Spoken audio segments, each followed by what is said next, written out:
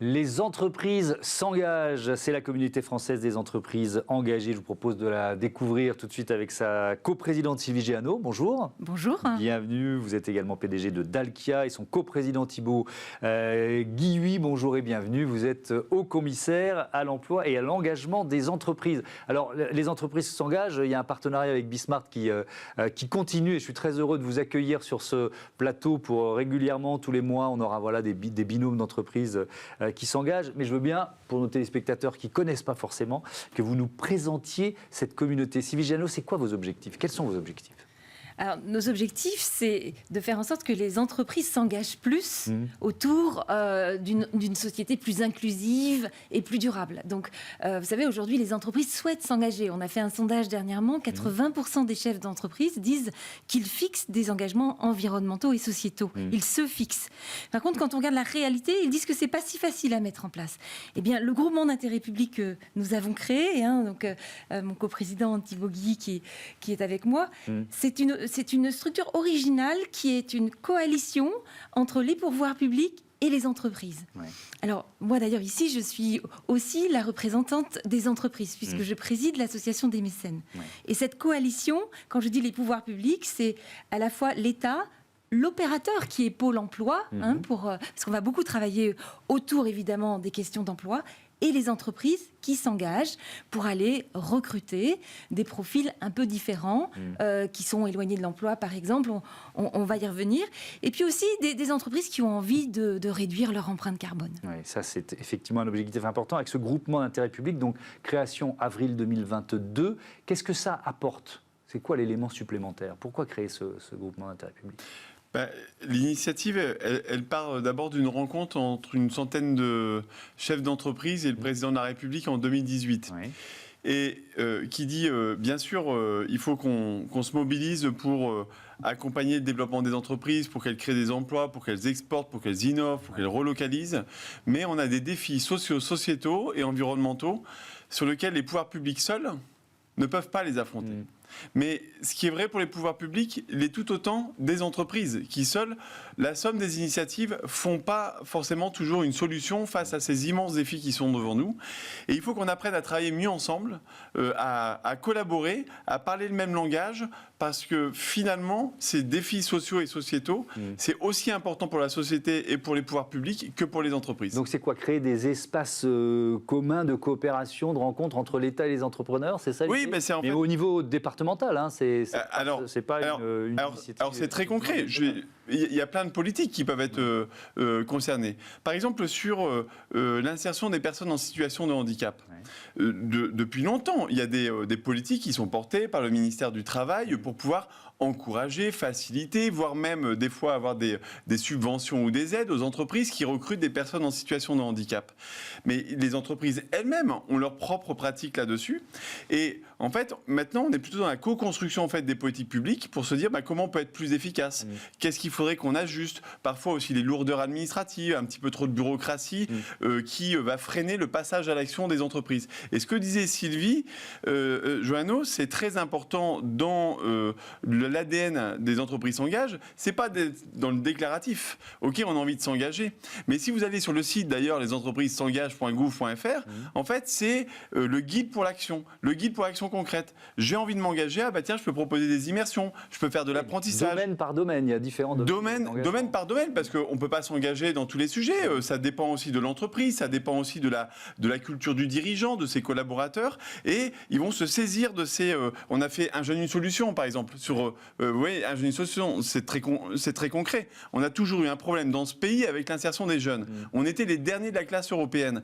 Eh bien, avec Elisabeth Borne, on a mis certes des milliards d'euros pour pouvoir aider à l'apprentissage, au recrutement, à la formation.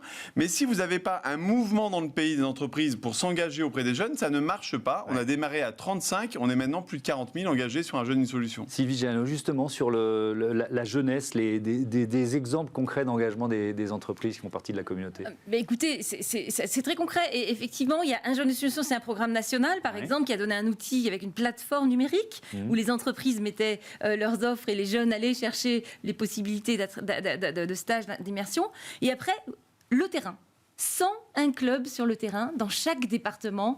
On reconstitue cette alliance entre les entreprises, Pôle emploi et les préfectures pour aller construire des actions. Alors, par exemple, on a une action qui s'appelle le Stade vers l'emploi. Le Stade vers l'emploi, c'est utiliser finalement un événement sportif pour aller chercher d'autres qualités chez des jeunes, une capacité d'adaptation. Et à partir de là, on organise des rencontres entre les entreprises et des jeunes. Et derrière, à peu près à 65% d'ailleurs, des jeunes repartent avec une immersion, un stage, une offre d'emploi. Et ça, c'est vraiment extrêmement concret, effectivement, sur le terrain. Le levier principal, enfin, l'objectif principal, c'est l'insertion professionnelle, quand même. Alors, parce que j'ai listé, j'ai regardé en préparant l'émission toutes les options d'engagement, en quelque sorte. Il y en a beaucoup quand même qui concernent l'insertion professionnelle. Il y en a beaucoup qui concernent l'emploi. Ça a été vraiment notre grand cheval de bataille, si je peux le dire comme ça. Il y a aujourd'hui 1 million de jeunes qui sont ce qu'on appelle l'expression anglaise les NEETs, qui sont sans emploi, sans formation, sans éducation. Et donc, on a envie d'aller chercher ces jeunes, de les remettre en selle, parce que le travail, c'est aussi la dignité. C'est l'abbé Pierre qui disait ça. Et donc, oui, on s'intéresse à toutes ces personnes qui ont besoin d'aller se remettre en selle et de trouver peut-être une autre façon d'être à la rencontre des entreprises, justement. C'est ça aussi l'insertion. Ça concerne aussi des personnes en situation de handicap, évidemment, et puis ça concerne les quartiers prioritaires de la ville aussi, naturellement. Comment l'État, concrètement, et notamment le service public de l'emploi, va jouer son rôle dans ce dispositif ? D'abord, il y a déjà beaucoup de choses qui existent, en fait. Oui. Et vous voyez, il y a des outils, par exemple, Stade vers l'emploi. C'est génial. Enfin, vous invitez 100 demandeurs d'emploi, une quinzaine de chefs d'entreprise. Ils viennent en short, en jogging. Ils font du sport pendant 1h30 ou 2 heures. Et c'est après qu'ils se découvrent là-dessus. Simplement, il faut donner envie et mettre en visibilité ça aux entreprises. Des outils comme ça, il y en a plein.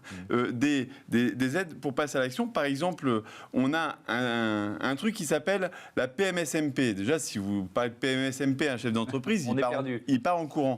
Mais en fait, on appelle ça maintenant l'immersion. Oui. Il fallait passer par un CERFA et puis 3 tampons. Ça, pareil aussi, on a dématérialisé. On a transformé ça en immersion facilitée. Ça, c'est Pôle emploi qui le fait. C'est simple. Ça permet à n'importe quel jeune ou moins jeune, d'ailleurs, de faire une immersion. Un jour, une semaine, un mois, c'est gratuit pour l'entreprise et en fait ça permet de mettre le pied à l'étrier, valider un projet professionnel ou finalement s'affranchir de temps en temps des stéréotypes, parce que vous savez aussi quand on recrute, moi j'étais chef d'entreprise pendant 20 ans, on a parfois tendance à il n'a pas le bon diplôme, il n'a pas... Et bien là, on teste. Et on a déjà plus de 40 000 entreprises qui ont rejoint la plateforme et on connecte tous les jours. Là, on a passé les 150 000 immersions qui ont été faites sur cette plateforme. Les entreprises s'engagent, c'est donner des outils concrets pour à la fois être utile à son pays, servir la cause, mais en plus de ça, trouver des talents. Sylvie Jeannot, est-ce que c'est aussi pour les entrepreneurs et entrepreneuses qui participent au projet, un regard un peu différent sur les services de l'État? Parce que souvent, moi, quand on reçoit des chefs d'entreprise, ils mettent d'abord en avant, effectivement, le côté paperasse, administration, lourdeur, etc., etc., trop de règlements. Est-ce qu'il y a un changement de regard? Le fait de collaborer comme ça, très concrètement. On démontre qu'effectivement, que cette coalition originale fonctionne sur le terrain, avec chacun sa compétence.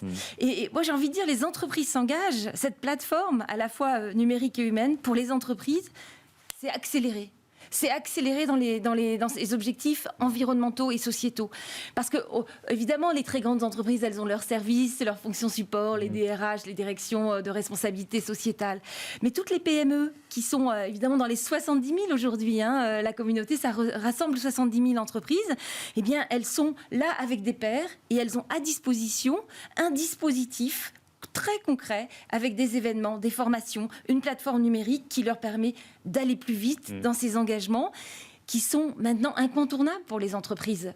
Les entreprises savent qu'elles doivent s'engager à la fois pour un recrutement plus inclusif, pour des objectifs également environnementaux, parce que c'est à la fois facteur de performance, ça j'en suis absolument convaincue, et aussi facteur d'attractivité demain pour les salariés à l'intérieur de l'entreprise. Je vous pose la même question inversée. Est-ce que le regard des agents de l'État qui participent à la communauté Les entreprises s'engagent, il change aussi un peu sur le monde de l'entreprise? Déjà, moi, mon expérience personnelle, parce que je dois avouer que j'étais chef d'entreprise pendant 20 ans. Et je pouvais aussi avoir un peu le regard parfois Bien un peu sûr. facile aussi du chef Je parle de d'entreprise. tous les autres. Voilà. Et quand vous allez dans les services publics, bah, vous vous rendez compte qu'il y a plein de choses hyper intéressantes et hyper utiles. Sauf qu'on ne parle pas le même langage. Les acronymes, là, je vous parlais de PMSMP, mais je pourrais vous parler de POEC, de POI, d'AFPR. Et donc ça, moi non plus, je n'y comprenais absolument rien. Ça fait fuir, ça fait peur même. Mais derrière, si on gratte un peu, mais c'est des outils formidables pour pouvoir aider les entreprises. Par exemple, derrière la POE, c'est une préparation opérationnelle à l'embauche. Concrètement, vous êtes un chef d'entreprise. Vous avez des difficultés à trouver des candidats. C'est le cas d'à peu près toutes les entreprises dans ce pays en ce moment. Vous trouvez un candidat qui est motivé, mais il n'a pas forcément toutes les qualifications qu'il faut. Eh bien, Pôle emploi finance la formation, 400 heures, formation, adaptation, on essaye sur le poste, on peut adapter la formation exactement aux besoins de l'entreprise, c'est formidable. Simplement, il faut faire la connexion. Autre chose, là je sors du comité interministériel à la ville, il y avait tous les ministres, il y avait Olivier Dussopt, il y avait Elisabeth Borne. La bataille pour les quartiers. Moi, dans les quartiers, il y a des tonnes de gens qui sont qualifiés, qui ont des talents, qui entreprennent là-dessus. Mais ils ne sont pas connectés aux entreprises. Avec les entreprises s'engagent. Dans le cadre de ce programme pour les quartiers qui est porté par le gouvernement, on lance un patron dans ma ville. Amener les chefs d'entreprise dans les quartiers pour recruter. Et ben voilà, merci beaucoup. Il y a encore plein d'autres initiatives à découvrir. Ça tombe bien, on va recevoir tous les mois un binôme d'entreprises qui s'engage de la communauté des Françaises entreprises engagées. Merci encore d'être venu participer à ce Smart Impact. On passe tout de suite à notre rubrique Startup.